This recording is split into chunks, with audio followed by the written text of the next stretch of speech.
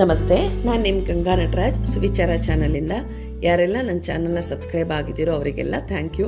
ಯಾರಿನ್ನೂ ನನ್ನ ಚಾನಲ್ನ ಸಬ್ಸ್ಕ್ರೈಬ್ ಆಗದೆ ನೋಡ್ತಿದ್ದೀರೋ ಅವರೆಲ್ಲ ದಯವಿಟ್ಟು ನನ್ನ ಚಾನಲ್ನ ಸಬ್ಸ್ಕ್ರೈಬ್ ಮಾಡಿಕೊಂಡು ಬೆಲ್ ಐಕಾನ್ನ ಕ್ಲಿಕ್ ಮಾಡಿ. ನಾನು ಹಾಕೋ ವೀಡಿಯೋಸ್ ಎಲ್ಲ ನಿಮಗೆ ರೀಚ್ ಆಗುತ್ತೆ. ಇವತ್ತು ನಾನೊಂದು ಮಸಾಜ್ ಆಯಿಲ್ನ ರೆಡಿ ಮಾಡ್ತಾಯಿದ್ದೀನಿ. ಅದು ಕೊಬ್ಬರಿ ಎಣ್ಣೆಯಿಂದ. ಕೊಬ್ಬರಿ ಎಣ್ಣೆ ನಾನು ಗಾಣದ ಎಣ್ಣೆ ತರಿಸ್ಕೊಳ್ಳೋದು, olive oil, almond oil, baby oil, ಯಾವ ಬ್ರ್ಯಾಂಡ್ ಆದರೂ ತಗೊಳ್ಳಿ, ಬೇಬಿ ಆಯಿಲ್, ಮತ್ತು ವಿಟಮಿನ್ ಇ ಕ್ಯಾಪ್ಸಿಲ್, ತುರಿದಿಟ್ಕೊಂಡಿರೋ ಕ್ಯಾರೆಟ್, ಬೀಟ್ರೂಟ್, ಒಣಗಿಸಿರೋ ಕಿತ್ತಳೆಹಣ್ಣಿನ ಸಿಪ್ಪೆ ಮತ್ತು ನಿಂಬೆಹಣ್ಣು ಸಿಪ್ಪೆ. ಇವಾಗ ನಾನು ನೀರನ್ನ ಕುದಿಯೋಕೆ ಇಟ್ಟಿದ್ದೀನಿ. ನಾನು ಆ್ಯಕ್ಚುಲಿ ಡಬಲ್ ಬಾಯಿಲ್ ಮೆಥಡಲ್ಲಿ ಮಾಡ್ತಿದ್ದೀನಿ. ಡಬಲ್ ಬಾಯಿಲ್ ಮೆಥಡ್ ಅಂದರೆ ನೀರು ಫಸ್ಟ್ ಕುದಿಯೋಕೆ ಇಟ್ಬಿಟ್ಟು ಅದರಲ್ಲಿ ಹಾಕ್ಕೊಂಡು ಮಾಡೋ ಅಂಥದ್ದು. ಇವಾಗ ಇದಕ್ಕೆ ಕೊಬ್ಬರಿ ಎಣ್ಣೆ ಹಾಕಿ ಅಲ್ಲಿ ಇಟ್ಟಿದ್ದೀನಿ. ಬಟ್ ಡೈರೆಕ್ಟಾಗೂ ಮಾಡ್ಬೋದು. ಡೈರೆಕ್ಟಾಗಿ ಮಾಡಿದ್ರು ಏನೂ ತಾಪತ್ರೆಯ ಇಲ್ಲ. ಬಟ್ ನಾನು ಹಿಂಗೆ ಮಾಡ್ಕೊತಿದ್ದೀನಿ ಅಷ್ಟೆ. ನಾನು ಎರಡೂ ಥರನೂ ಮಾಡ್ತೀನಿ, ಡೈರೆಕ್ಟಾಗಿ ಇಟ್ಟೂ ಮಾಡ್ತೀನಿ. ಇವತ್ತು ನಾನು ಹಿಂಗೆ ಮಾಡ್ತಾಯಿದ್ದೀನಿ. ನೀರು ಚೆನ್ನಾಗಿ ಕುದೀತಾ ಇದೆ ನೋಡಿ. ಅದು ಕುದೀತಾ ಆ ನೀರಲ್ಲೇ ಇದು ಬಾಯ್ಲ್ ಆಗಬೇಕು. ನೀರಲ್ಲೇ ಬೇಯಬೇಕು. ಇಡ್ಲಿ ಎಲ್ಲ ಬೇಯುತ್ತಲ್ಲ ಹಬೇಲಿ, ಹಾಗೆ.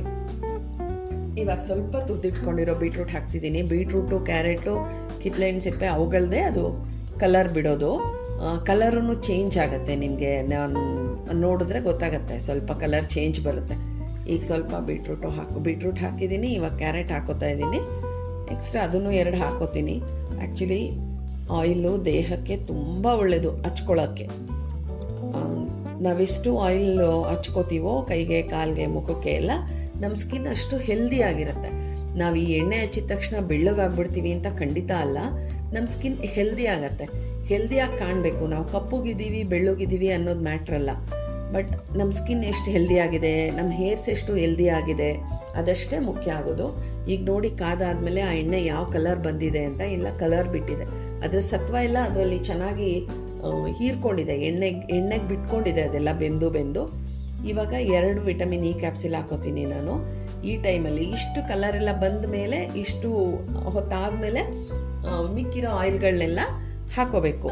2 ಹಾಕೋತೀನಿ ವಿಟಮಿನ್ ಇ ಕ್ಯಾಪ್ಸಿಲ್ನ. ಅದರಲ್ಲಿರೋ ಆಯಿಲ್ ಮಾತ್ರ ಹಾಕೋಬೇಕು. ಆಯಿಲ್ನ ಕಟ್ ಮಾಡಿದ್ರೆ ಅದು ಬಂದ್ಬಿಡುತ್ತೆ. ಆಯಿಲು ಸ್ವಲ್ಪ ಇರುತ್ತೆ, ಅಷ್ಟು 2 ಹಾಕ್ಕೊಂಡ್ರೆ ಸಾಕಾಗತ್ತೆ. ಈ ಎಣ್ಣೆಗೆ ನಮ್ಮ ಮನೇಲಿ ಎಣ್ಣೆ ಇತ್ತು, ಅದಕ್ಕೆ ನಾನು ಸ್ವಲ್ಪ ನಿಮಗೆ ತೋರಿಸೋಣ ಅಂತ ಸ್ವಲ್ಪ ಮಾಡ್ಕೋತಾ ಇದ್ದೀನಿ ಅಷ್ಟೆ.